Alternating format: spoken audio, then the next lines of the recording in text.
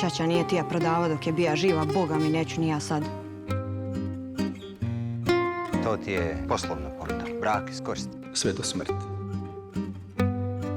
Dirne u me se. Biće posljedica. Niko ništa nije ni čuo ni vidio. Nemamo ništa razgovarati. Niči svoj auto s puta. Ovako. To šta ti bajaš u nekom dogovoru. Pa neće se ti.